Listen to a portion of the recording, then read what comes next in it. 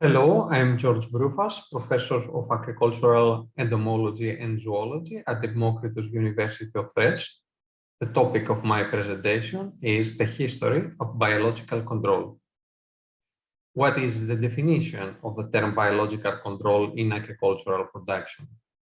Biological control is the use of living organisms to suppress the population of a species, of a specific pest species, animal, weed, or phytopathogenic microorganism, making it less abundant and less damaging. Or biological control could be defined as the study and use of parasites, predators, and pathogens for the regulation of host pest densities. Within this context, biological control is different compared to natural control. Biological control is the use of an organism in order to reduce the population density of a pest species, whereas natural control is defined as the reduction of the population density of a pest species by its natural enemies without any human intervention. Thus, nature is the source of both the crop pest, in other words, the problem in crop protection, and their natural enemies or antagonists, the possible solution. Early enough, we understood that we should look for allies off crop or in the crop environment and use them as biological control tools. And this is a long story in crop protection. For example, we know that since 300 BC in China, growers relied on a domestic predatory ant species, Pseophilus maragdina, to control caterpillars in citrus orchards. Growers adopted a quite primitive but very efficient technique, still in practice even today, with bamboo sticks connected neighboring trees, facilitating the movement of the predator in an expanded area within the orchards and enhancing predation efficiency. Furthermore, growers used to collect nests from the tree canopy and use them to inoculate clean trees or orchards, expanding the spatial distribution of the biological control agent.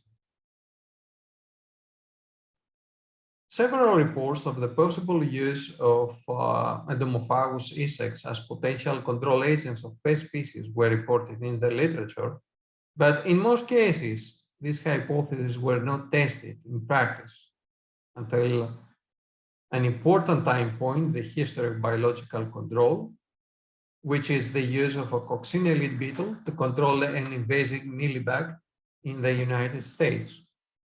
In 1886, Escherichia pruhasi invaded California, and in a couple of years, it was established as a key pest species in citrus orchards. By that time, the insecticides available in the market were not efficient enough, and citrus growers did not have any other alternative control tool or method. The solution came from Australia, where the pest population was suppressed by the predatory lady beetle, Rhodolia cardinalis. Some hundred individuals of the exotic lady beetle were imported to the United States from Australia. They were mass reared and subsequently introduced in the field. The next year, the population of the exotic entomophagous beetle was successfully established in the fields and in the new area, and within 1 year, reduced the population densities of the pest below the economic injury levels. This approach, in which an exotic biological control agent is introduced to control an exotic pest, is known with the term classical biological control. A similar approach was used later in Fiji Islands, where in 1925, in order to control an endemic moth pest species, Laguena iridescens, infesting coconut trees, an exotic parasitoid, Bessa remota, a tachnid fly, was introduced. The parasitoid was successfully established in the field and after some years reduced the population density of the pest to undetectable levels, or according to some researchers, lead to the eradication of the pest from the island. This was the first successful story of biological control with an introduction of an exotic biological control agent with the aim to control an endemic not an exotic pest species, an approach used to be described as neoclassical biological control. An important part of the story is the fact that the exotic biological control agent has also drastically reduced the population densities of other endemic non-pest moth species. This was actually the first reported case of the possible risk for the biodiversity from the use of biological control agents. Thus, importation of exotic biological control agents may impose some kind of threats or risk to the local fauna and should be thoroughly pre-evaluated. In the EU, recent changes in the legislation related with the use of the biological control agents address this problem. By early 30s, more than 50 different species of natural enemies have been successfully established at various places, providing in several cases reliable pest control options. After the Second World War, low-cost, highly efficient synthetic pesticides were available in the market, and thus biological control was not so attractive for the growers. In 1959, Stern and colleagues conceived the idea of the economic injury level and economic threshold as a part of a new approach in pest control described with the term integrated pest management, or IPM. Pesticides should be used only if necessary when population densities of the pest threatens the production and growers' income as an immediate curative approach, whereas the use of all other alternative pest control methods or tools, and among them biological control, should be prioritized against chemical control. At the start of the 21st century, new challenges and opportunities arise for biological control because resistance of pests to insecticides was still a problem. Several pesticides were withdrawn from the market. A limited number of available and reliable and efficient alternative options for pest control were available for key pest species in several crop systems. On the same period, consumers' demands, concerns for an eco-friendly approach in agricultural production increased. And finally, new protocols for mass reading and quality control of new biological control agents, new products in the market, were needed for the increasing biological control industry. Technically speaking, biological control has been implemented through three main methods: the classical biological control, the augmentative biological control, and conservation biological control. In classical biological control, an exotic biological control agent is used against an exotic pest. Low numbers of individuals of the natural enemy are collected from the region of the origin of the pest and introduced into the new area, allowed it to establish and control the exotic pest, or an endemic pest species. In the latter case, as already mentioned, the term neoclassical biological control has been used to describe the method. In augmentative biological control, commercially available natural enemies are periodically introduced in the crop with the approach of seasonal inoculations, seasonal inoculative biological control, as it is described, or short-term releases in additive biological control. One of the first successful examples of this approach is the parasitic wasp and Garcia formosa to control the whitefly, Calebrodis broporariorum, in greenhouse crops. The biological control agent is introduced in the spots of the initial infestation by the whitefly. A second successful story of augmentative biological control is the use of the specialist phytosid predator, Phytosalus persimilis, to control infestations of the Tetranicus urtica. This highly specific predator that can feed and reproduce exclusively on the two-spotted spider mite has been used as a curative control option against the herbivorous mite and proved efficient in several crops. Following the elimination of the pest population within the crop, the predators are left with two options: either to disperse or starve to death.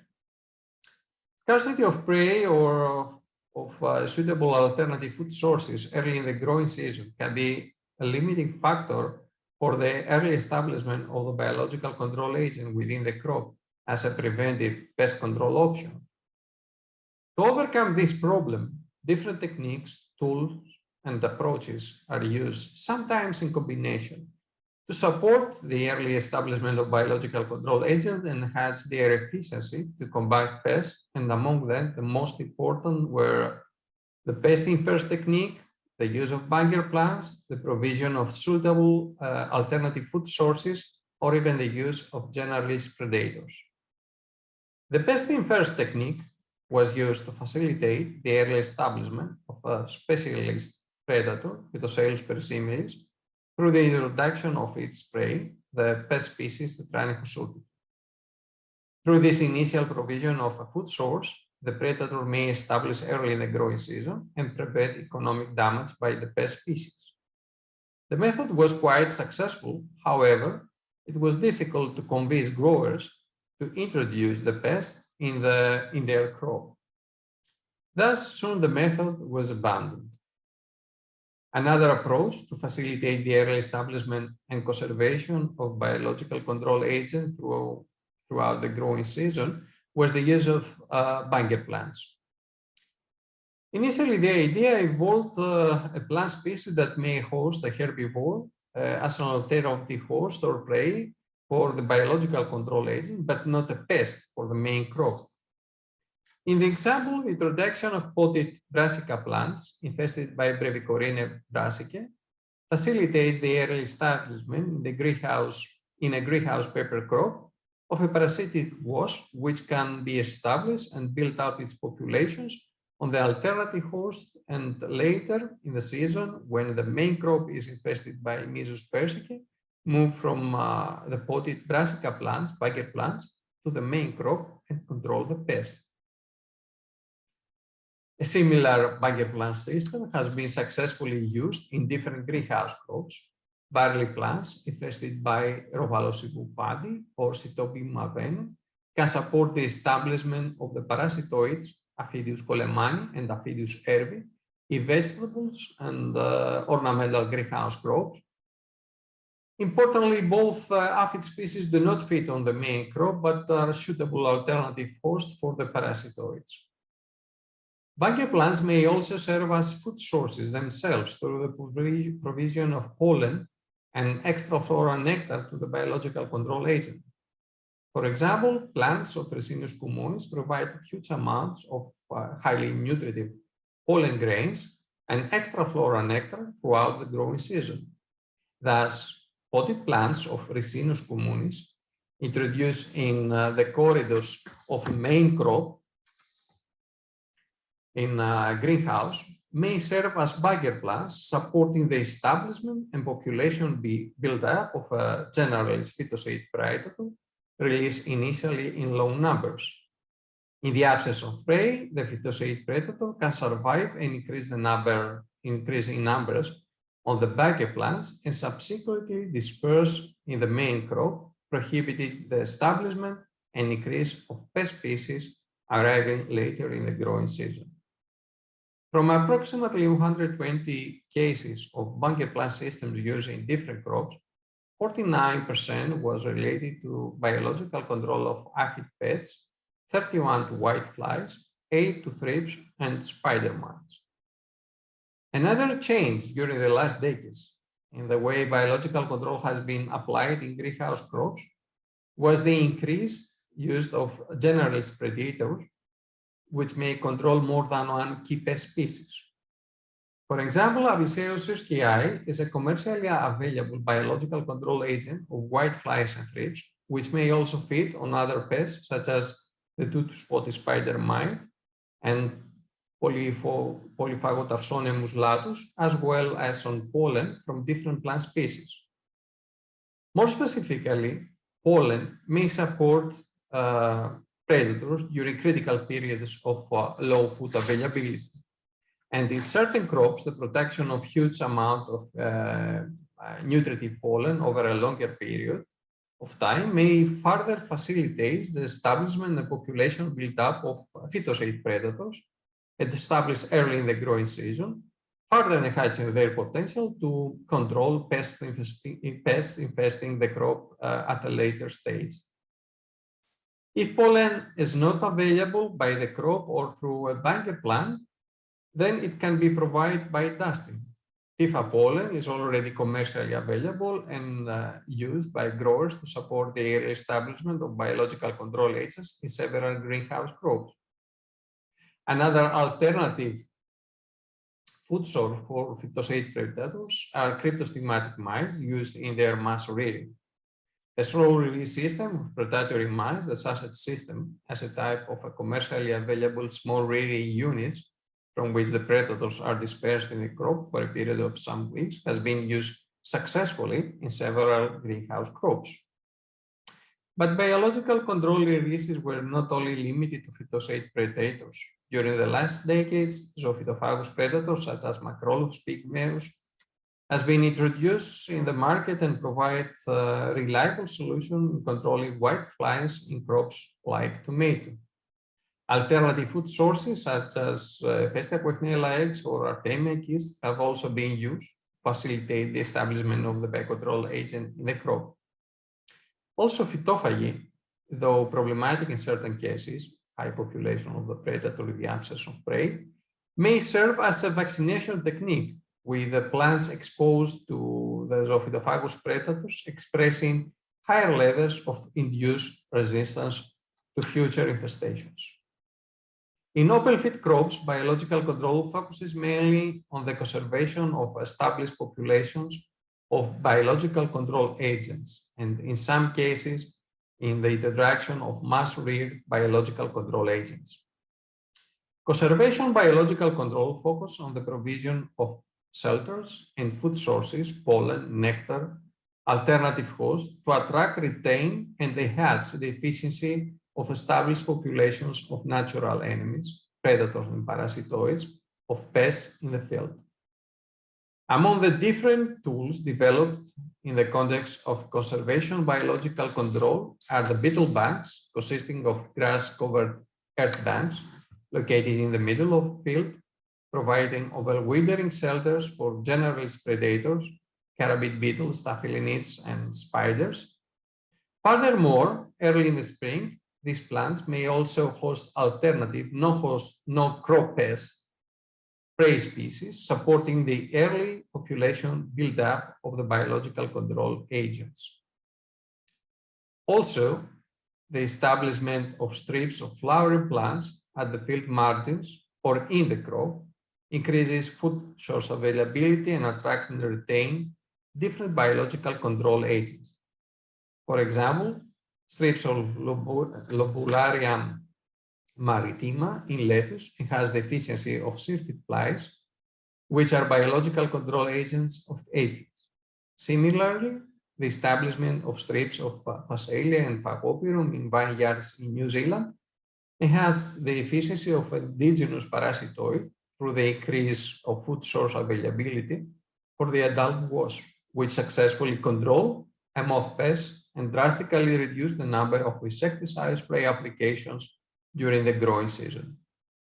Augmentative biological control could also be implemented in field crops, as in the case of different entomopathogenic microorganisms that are commercially available and can be applied by spraying. In some cases, parasitoids such as Trichogramma species were mass reared and released in the field, released in field crops to control moth pests, which is an interesting innovation related with a mechanical dispersion of the biological control agents involving the use of tools such as drones. To conclude, biological control is a method still evolving. New species of biological control agents and tools enhancing their efficiency are developed and marketed. From the old techniques of the use of bamboo sticks to enhance the efficiency of the predatory ant or Oceophilus marardina citrus orchard, today we have passed to the use of drone-mediated dispersal of natural enemies for biological pest control. And with this, I would like to thank you all for your attention.